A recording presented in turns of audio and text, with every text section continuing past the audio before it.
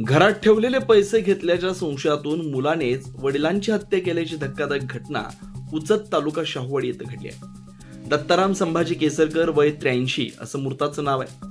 त्यांचा मुलगा संतोष दत्ताराम केसरकर याने हा खून केल्याचं पोलिसांच्या प्राथमिक तपासात समोर आलंय। या प्रकरणी संतोष केसरकर यांच्यावर शाहूवाडी पोलीस ठाण्यात गुन्हा दाखल करण्यात आलाय। शाहूवाडी तालुक्यातील उचत इथं राहणारा संतोष केसरकर याने घरातील बॅगेत काही रोख रक्कम सापडत नसल्यानं त्याने घरातील सदस्यांकडे चौकशी केली, मात्र कुणीही याबाबत काही सांगितलं नाही। यानंतर त्याने वडिलांवरच पैसे घेतल्याचा संशय व्यक्त केला। याच कारणावरून वडील मुलामध्ये वाद झाला। मुलीच्या शाळेतील सांस्कृतिक कार्यक्रमाला कुटुंबासह जाऊन रात्री घरी परतल्यानंतर पुन्हा पैशाच्या कारणावरून दोघांमध्ये वाद झाला।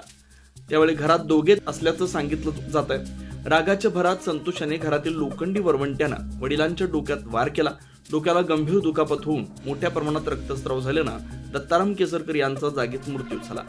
घटनेनंतर पुरावा नष्ट करण्याच्या उद्देशानं घरातील फरशीवरील रक्त ओढणीने पुसण्याचा प्रयत्न करण्यात आला।